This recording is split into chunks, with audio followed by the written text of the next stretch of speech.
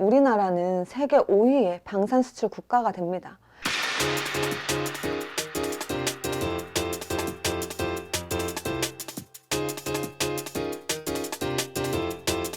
작년에 우리나라가 무기 수출액 50억 달러를 달성했습니다. 우리 돈으로 6조 원 정도 되는 금액인데요. 이 50억이라는 숫자에는 특별한 의미가 있습니다. 우리나라가 매년 무기를 수입하는데 쓰는 예산이 50억 달러거든요. 다시 말해 작년을 기점으로 드디어 우리나라가 무기 수입보다는 수출이 많은 방위산업 흑자국이 되었다는 이야기입니다.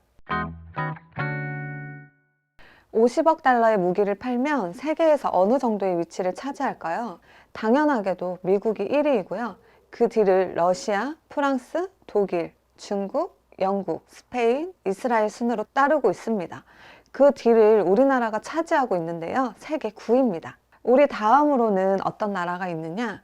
이탈리아, 네덜란드, 우크라이나, 터키, 스위스, 스웨덴 등 쟁쟁한 방산 선진국들이 우리 아래에 있습니다. 이것만으로도 대단한데 올해는 이 기록을 훌쩍 뛰어넘어 100억 달러, 12조 원의 수출 기록을 달성할 것 같다고 하네요.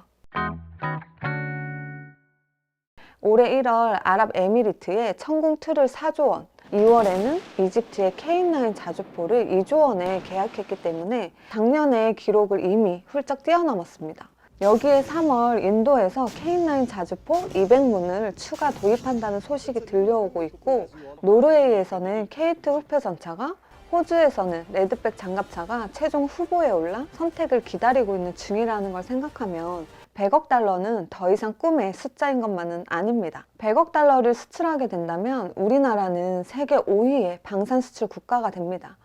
9위도 대단한 결과지만 5위쯤 된다는 건 정말로 세계 방산 시장에 큰 손이 된다는 걸 의미하는 것인데요. 세계 5대 방산 수출국이 어떤 나라들인가를 보신다면 감이 확 하고 오실 겁니다. 앞으로 폴란드와 오만에서 K2 흑표전차가, 영국에서는 K9 자주포가 수출에 도전하고 있기 때문에 예상했던 것보다 훨씬 더 좋은 결과가 나올 수도 있습니다.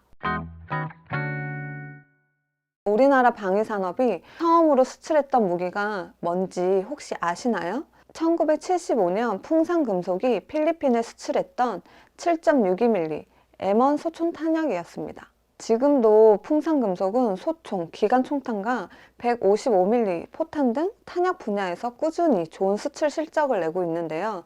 우리나라는 매년 1,000억 원 정도의 탄약을 수출한다고 합니다.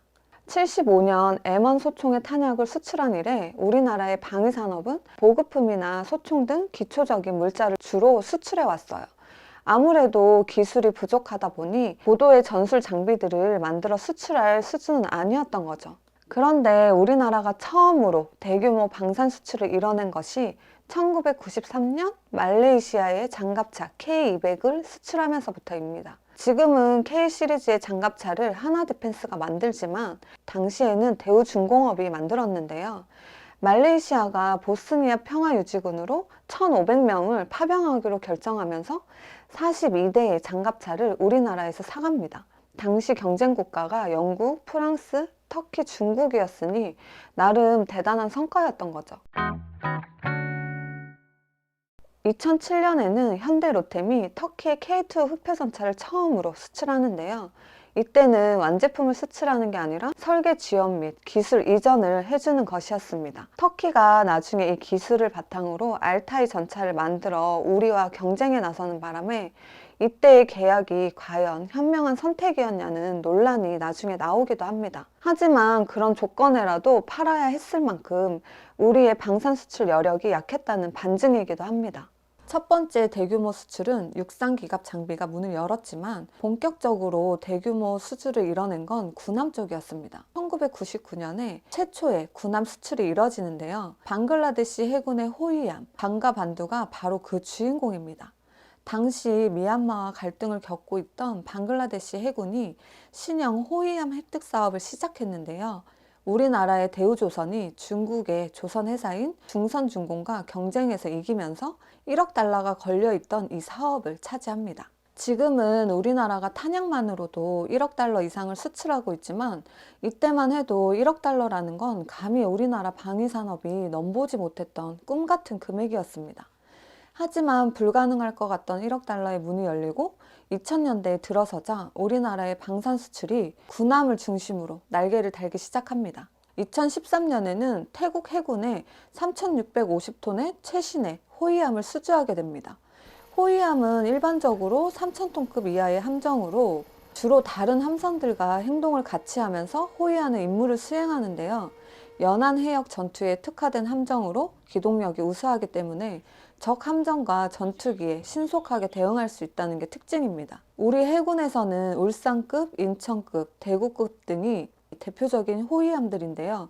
이걸 만들면서 쌓아온 노하우로 2016년에는 현대중공업이 필리핀 해군의 신형 호위함 사업을 수주합니다.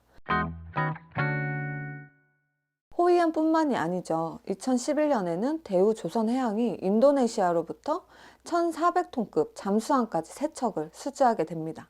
잠수함은 군함 중에서도 최고 난이도의 건조 기술이 필요로 하는데 1988년 독일에서 기술을 전수받아 잠수함 개발을 시작한 지 30년 만에 우리나라가 외국에 잠수함을 수출까지 하게 된 거죠.